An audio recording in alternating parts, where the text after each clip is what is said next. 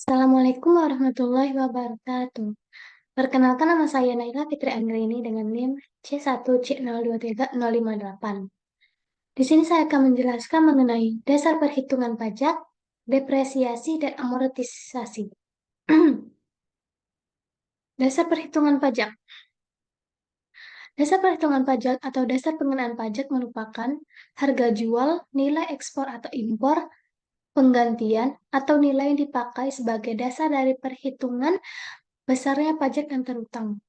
Menurut Undang-Undang PPH, terdapat dua jenis biaya, yaitu yang dapat dikurangkan dari penghasilan bruto dan yang tidak dapat atau tidak boleh dikurangkan dari penghasilan bruto. Biaya yang dapat dikurangkan dari penghasilan bruto. Yang pertama, biaya untuk mendapatkan, menagih, dan memelihara penghasilan. Dua, penyusutan atau amortisasi yang mempunyai masa manfaat lebih dari 1 tahun. Tiga, iuran kepada dana pensiun yang pendiriannya disahkan Menkeu.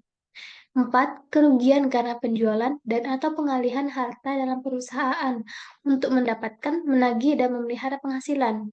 Lima, kerugian karena selisih kurs. Enam, biaya penelitian dan pengembangan perusahaan yang dilakukan di Indonesia. Tujuh, biaya beasiswa, magang, dan penelitian.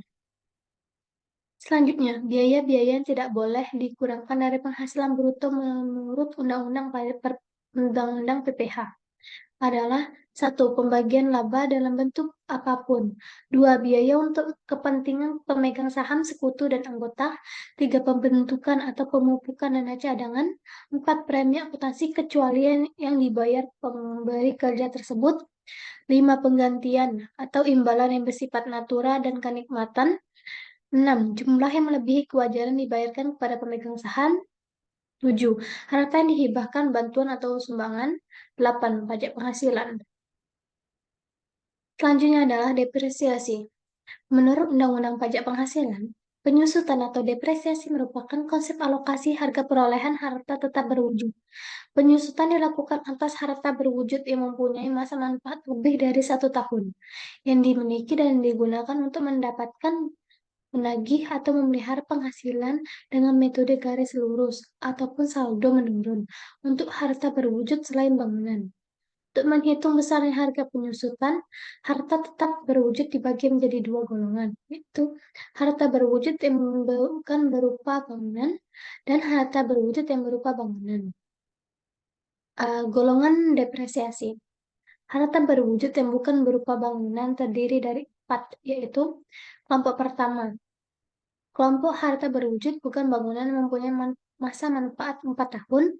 Kelompok kedua, kelompok harta berwujud bukan bangunan yang mempunyai masa manfaat 8 tahun. Kelompok ketiga, kelompok harta berwujud bukan bangunan yang mempunyai masa manfaat 16 tahun. Kelompok keempat, kelompok harta berwujud bukan bangunan yang mempunyai masa manfaat 20 tahun. Harta berwujud yang berupa bangunan dibagi menjadi dua, yaitu permanen, masa manfaatnya lebih dari 20 tahun, dan tidak permanen, bangunan yang bersifat sementara, terbuat dari bahan yang tidak lama, atau bangunan yang dapat dipindah-pindahkan, masa manfaatnya tidak lebih dari 10 tahun. Metode tarif depresiasi. Kelompok harta berwujud. Metode penyusutan yang dipergunakan adalah metode garis lurus atau straight line method dan metode saldo menurun atau declining balance method. Metode garis lurus dipergunakan untuk semua kelompok harta tetap berwujud. Sementara itu, metode saldo menurun hanya diperkenankan untuk digunakan untuk kelompok harta berwujud bukan bangunan saja.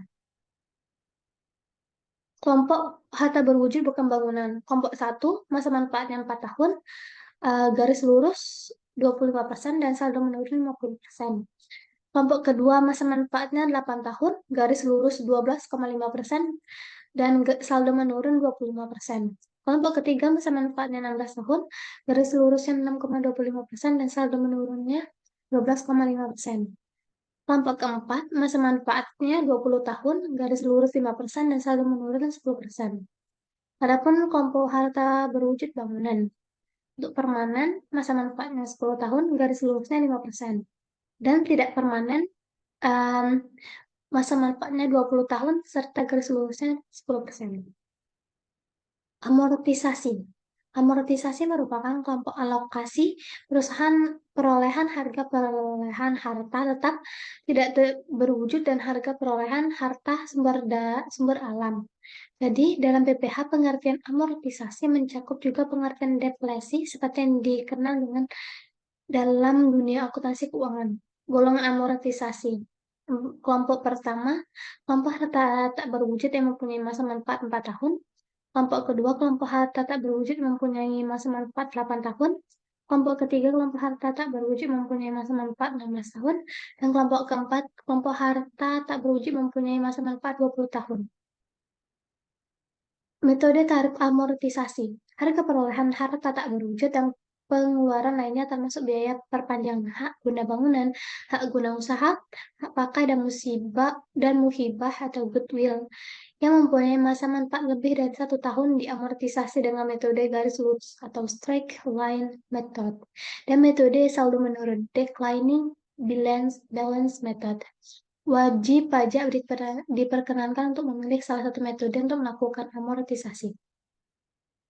Kelompok harta berwujud kelompok pertama, masa manfaatnya 4 tahun, garis lurus 25% dan saldo menurun 50%.